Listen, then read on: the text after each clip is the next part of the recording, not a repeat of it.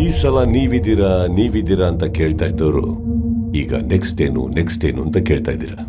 ಒಂದು ಕತೆ ಹೇಳ. ಒಂದೂರಲ್ಲಿ ಒಂದು ಕಾಗೆ ಇತ್ತು. ನೀವೆಲ್ಲ ಸ್ಕೂಲಲ್ಲಿ ಕೇಳಿದ್ದೀರ.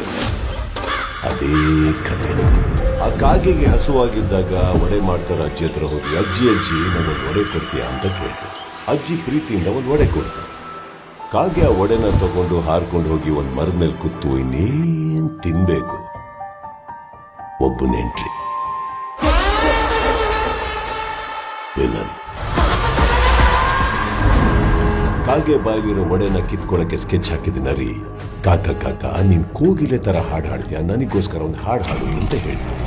ನಿಮ್ಗೆಲ್ಲ ಗೊತ್ತಿರೋ ಹಾಗೆ ಪಾಪ ಕಾಗೆ ನರಿ ಮಾತು ಕೇಳಕ್ಕೂ ಹಾಡಕ್ ಶುರು ಮಾಡಕ್ಕೂ, ಒಡೆ ಕಾಗೆ ಬಾಯಿಂದ ಕೆಳಗ್ ಬೀಳಕ್ಕೂ, ಏನ್ ಒಡೆ ನರಿ ಬಾಯಿಗೆ ಸೇರ್ಬೇಕು ಅನ್ನೋವಾಗ ನಿಮ್ಗೆಲ್ಲ ಕ್ಲೈಮ್ಯಾಕ್ಸ್ ಗೊತ್ತಿದೆ ಅಂತ ಅನ್ಕೊಂಡ್ರೆ ಓ ಭ್ರಮೆ.